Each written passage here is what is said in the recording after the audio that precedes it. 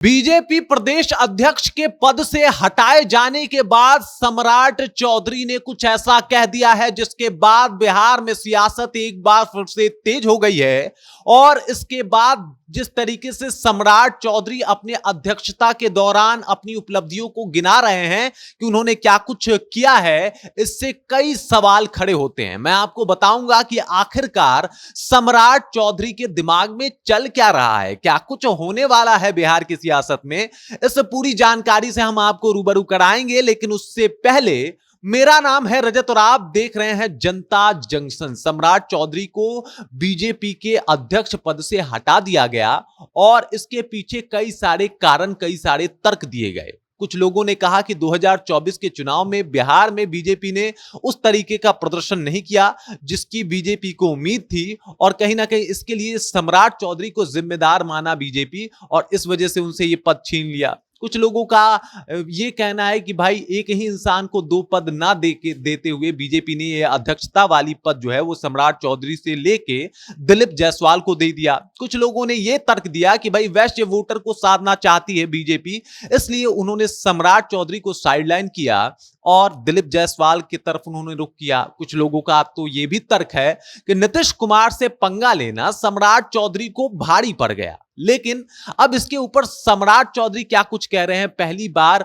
उन्होंने अपना बयान दिया है, पहली बार वो सामने आके कह रहे हैं और बता रहे हैं कि जब मैं बीजेपी के प्रदेश अध्यक्ष का पद ग्रहण किया तब बिहार में बहुत सारी चुनौतियां थी और उन चुनौतियों का मैंने सामना किया। बीजेपी में कई सारे सुधार किए, कई बेहतर कामों को किया और उसके बाद जब राजद के मुंह से मुझे सरकार छीननी थी तो ये काम भी बखूबी तौर पे मैंने किया और शानदार तरीके से इस काम का एक तरीके से अंजाम भी रहा।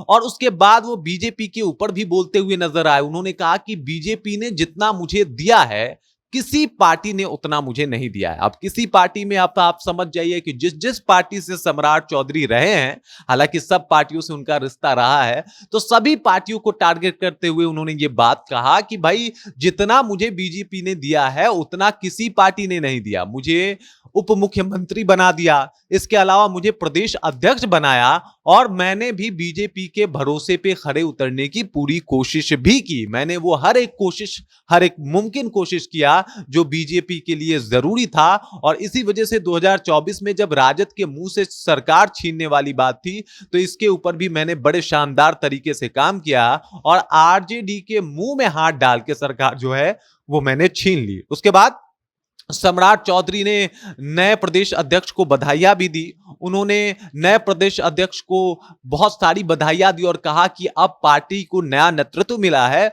और इस नेतृत्व में पार्टी जो है वो नई ऊंचाइयों को छुएगी। उन्होंने दिलीप जायसवाल की भी प्रशंसा की और कहा कि अगर पार्टी को मेरी जरूरत पड़ेगी तो भी मैं पार्टी के साथ ही खड़ा रहूंगा। मेरे पास भी अध्यक्षता का अनुभव है और इस अनुभव को मैं पार्टी को और बेहतर बनाने के लिए और शानदार बनाने के लिए और पार्टी में रह के कुछ और बेहतर करने के लिए इस अनुभव का यूज जो है वो मैं करूंगा। सम्राट चौधरी जो है वो एक फायर ब्रांड नेता है, बीजेपी के फायर ब्रांड नेता माने जाते हैं बिहार में, और उनसे ये अध्यक्ष का पद दिया गया। इस बात से वो तनिक भी विचलित नहीं है, ये तो वही बोल रहे हैं। लेकिन कहीं ना कहीं एक कसमसाहट जो है उनके बयान में झलकी जब उन्होंने ये बताया कि मैंने कई चुनौतियों का सामना किया, मैंने आरजेडी के मुंह से सरकार छीन ली और अब मैं अध्यक्ष नहीं हूं लेकिन अनुभव अपना जरूर साझा करूंगा। बाकी सम्राट चौधरी के इस बयान को आप कैसे देखते हैं, आपको क्या लगता है? सम्राट चौधरी के मन में कहीं ना कहीं ये बात जाके बैठ गई है क्या कि